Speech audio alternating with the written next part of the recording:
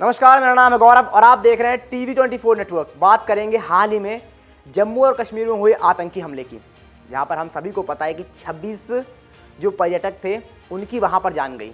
लेकिन उसके बाद अब भारत किस तरह से तैयारी कर रहा है, भारत क्या जवाब देना चाह रहा है उन आतंकियों को, पाकिस्तान को, उसके बारे में बात करेंगे। और अब भारत की यहाँ से क्या रणनीति है, भारत सरकार की क्या रणनीति है, क्योंकि कल प्रधानमंत्री नरेंद्र मोदी, रक्षा मंत्री राजनाथ सिंह, उनके साथ वायुसेना प्रमुख, नौसेना प्रमुख और इसके साथ ही जो CDS हैं, इनकी एक बड़ी बैठक होती है, बड़ी मीटिंग होती है दिल्ली में। और कहीं ना कहीं जो मीटिंग है वो काफ़ी कुछ इशारा कर रही है। तो इन सारी चीज़ों के बारे में आपको बताएंगे कि आखिर ये है क्या पूरा का पूरा मामला और अब भारत किस ओर बढ़ रहा है। क्योंकि ठीक है, ये मीटिंग तो हो गई है, लेकिन इससे पहले भी भारत ने चोट ज़रूर दी है पाकिस्तान को, शारीरिक रूप से नहीं, लेकिन जिस तरह से जल को लेकर जो सारी चीज़ें हुई और जितने सारे YouTube चैनल थे, बहुत सारे जो भारत में चल रहे थे पाकिस्तान के, उनको बंद किया गया, डिजिटल स्ट्राइक की गई इन सारी चीज़ों की। तो भारत ने पूरी तरीके से चोट पहुंचाने की कोशिश की है, लेकिन जो बदले वाली बात कर रहे हैं उस पर अभी भी क्या भारत डिगा हुआ है, किस तरह से आगे चल रहा है, इन सारी चीज़ों के बारे में बात करेंगे, सब कुछ बताएंगे आपको, सब कुछ समझाएंगे।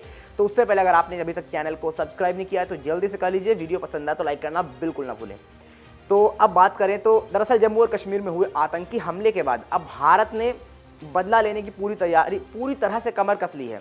यहाँ पर नौसेना तो तैयारियां पहले से ही शुरू कर दी थी, पर अब खुद प्रधानमंत्री नरेंद्र मोदी ने भी कल मीटिंग करते हुए ऐलान कर दिया है कि सेना को कार्रवाई करने की पूरी छूट है, जिसके बाद कयास लगाए जाने लगे हैं कि अब जल्द भारत और भारत की सेना कुछ बड़ा कर सकती है।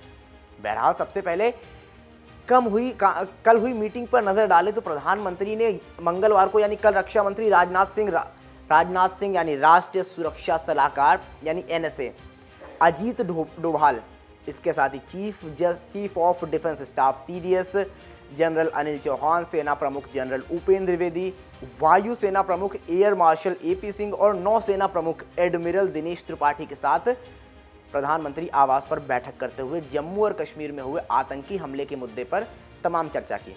यहाँ पर प्रधानमंत्री नरेंद्र मोदी ने कहा कि आतंकवाद को करारा झटका देना भारत का राष्ट्रीय संकल्प है।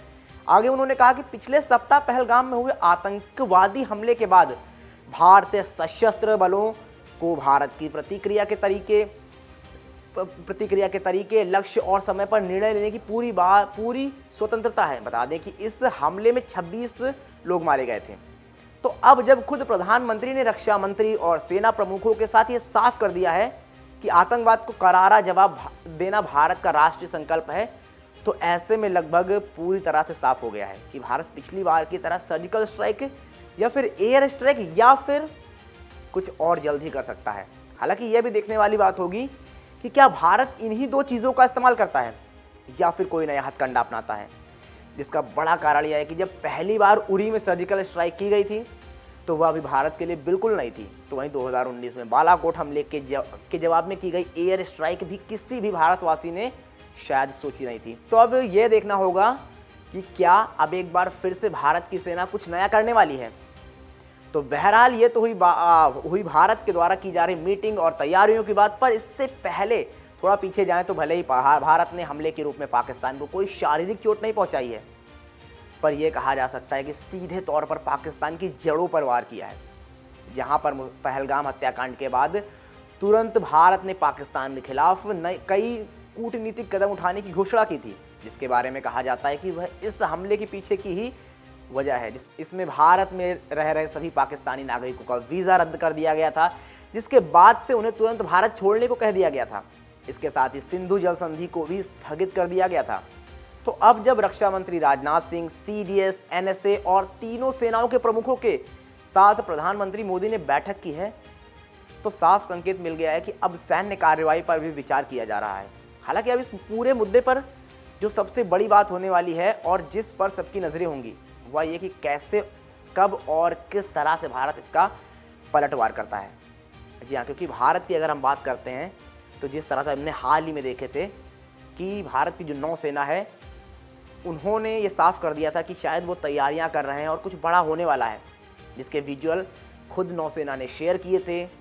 और उसके बाद फिर फ्रांस से जो भारत की डील हुई है वो एक बड़ी डील 64,000 करोड़ के आसपास की जो डील है, तो भारत वहाँ से जो राफेल डील कर रहा है। और इसके साथ ही पाकिस्तान ने भी हालांकि बताया था कि हम पूरी तरह से चौकन्ने हैं, और एक और उन्होंने कोई नई मशीन निकाली थी। लेकिन भारत ने जो राफेल डील हुई फ्रांस के साथ, वो दिखाकर ये साफ कर दिया कि आपके पास ये है, पर हम जो चीज़ करने जा रहे हैं वो जब हम करेंगे तो शायद पाकिस्तान के पास कोई जवाब नहीं होगा। तो अब देखते हैं भारत क्या जवाब देता है, किस तरह से जवाब देता है। लेकिन एक चीज़ साफ तौर पर तय है कि तैयारियां पूरी हैं भारत के लिहाज से, और बदला कब लिया जाएगा सिर्फ इसका इंतज़ार है। क्योंकि आपको याद होगा, चाहे हम उरी की बात कर ले या फिर बात कर ले उस एयर स्ट्राइक की जो 2019 में बालाकोट हमले के बाद ली गई थी, उस एयर स्ट्राइक में भी यही हुआ था कि जब सबको लग रहा था कि मामला ठंडा पड़ गया, कुछ नहीं हो रहा था, तो उस समय कब रात में ये हो गया था किसी को पता नहीं चला था। तो क्या भारतीय सेना, वायुसेना या फिर इसके बाद हम बात करें नौसेना, कुछ और प्लान कर रही है, कुछ और रणनीतियाँ हैं उनके पास जो शायद किसी को नहीं पता, या फिर अभी कोई प्लान नहीं है। आप बताइए इन सारी चीज़ों पर आपकी क्या प्रतिक्रिया है, आपको क्या लगता है कि कितनी जल्दी भारत अब पाकिस्तान पर वार करने को तैयार है। और जहाँ तक की बात रही अंदरूनी चोट की, वो पहुँचा चुके हैं जल के साथ और डिजिटल स्ट्राइक के साथ। ये सारी चीज़ें अब देखने वाली बस बात यही होगी कि भारत किस तरह से बड़ा पलटवार करता है और शारीरिक चोट कैसे पहुंचाता है जो सबको नज़र आए। आप बताइए इन सारी चीज़ों पे आपको क्या लगता है कि कब ये हो सकता है, और भारत की तैयारियां कितनी पुख्ता हैं इन चीज़ों को लेकर। इन सारी चीज़ों पर आपकी क्या राय है। फिलहाल के लिए इतना ही। देखते रहिए TV24 नेटवर्क।